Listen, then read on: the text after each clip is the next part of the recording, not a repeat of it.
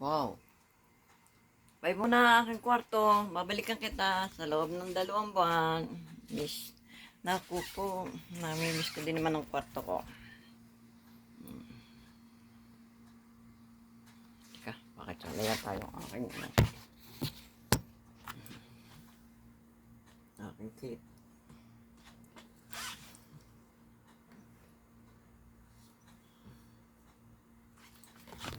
Yan na. Let's go. Bye-bye na. Hindi na.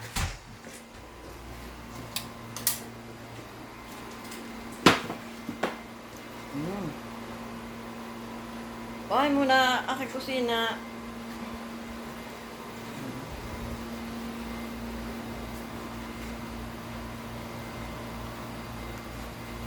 Saka muna ng basura.